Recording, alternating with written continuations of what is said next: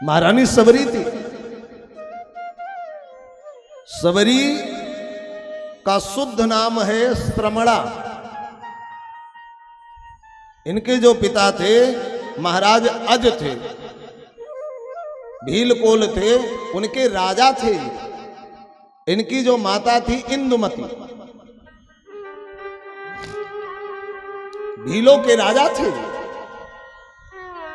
महारानी सबरी का जब विवाह होने लगा ना, तो उस समय बहुत सारे पशुओं को पहले से ला करके बांध दिया गया कि जो इनके यहां बारात में आएंगे, उन बारातियों के लिए पशुओं का वध करके हम उनको मांस का आहार खिलाएंगे। एक दिन महारानी इंदुमती सबरी का श्रृंगार कर रही थी, बाल बना रही थी।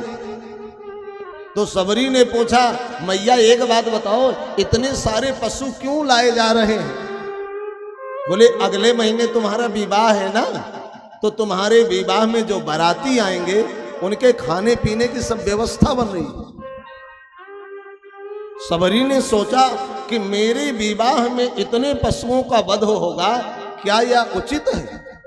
महारानी सबरी रातों रात घर छोड़ करके जंगल में चली। महाराज मतंग ऋषि का आश्रम था, उसी के निकट छुप करके रहने लगे। कोई नहीं पाया उनको, पशुओं को छोड़ दिया, सब पशु भाग गए। मतंग महाराज के यहां जब छुप करके आश्रम के समीप आगे पीछे कहीं रहे, आश्रम में ना जाए। रोज एक काम करें, रात भर जिस रास्ते से साधु संत लोग जाते थे, झाड़ू लेकर के उस रास्ते को साफ करती थी। क्यों?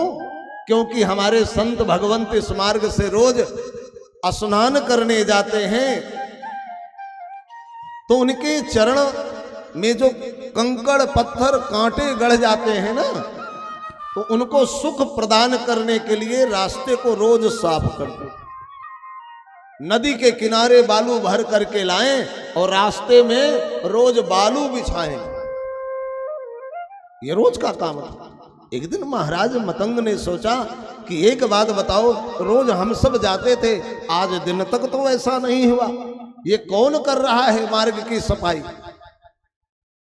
एक चेला को लगाए, बोले बेटा ध्यान रखना, कौन आ रहा है कौन जा रहा है, रात को उठ करके देखो।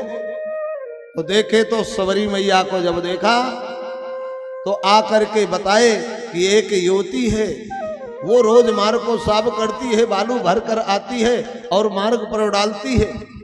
महाराज मतंग ने बुलाया उनको, कहा कहां से आई हो, कौन हो, कैसे हो, परिचय बताया। तो मतंग ऋषि ने अपने आश्रम में रहने के लिए आश्रय दिया। परमात्मा के प्राप्ति का साधन बताया। जीवन में केवल एक ही बात बताऊं, परमात्मा को पाने के लिए हम एन केन प्रकारेण जैसे चाहें वैसे जपें और परमात्मा की प्राप्ति कर सकते हैं। बाबा तुलसीदास जी कहते हैं कि तुलसी अपने राम को चाहे रीझ बजे आखीज, भूम पड़े जिम जामे उल्टा से धावे जो। जैसे एक किसान अपने खेत में बीज की रोपाई करता है और ये नहीं देखता कि इस बीज का मुख ऊपर है कि नीचे है कि अगल है कि बगल है, लेकिन उस बीज का काम है अंकुरित होना।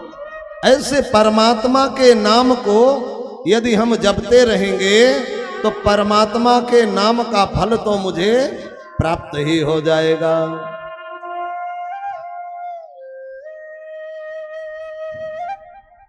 इसमें किंचित मात्र संदेह नहीं। महाराज मतंग ने कहा कि देवी केवल अपने कार्य को नित्य करते रहो, एक दिन आएगा भगवान दर्शन देने तुमको स्वयं आएंगे। तो राम जी का दर्शन हुआ कि नहीं?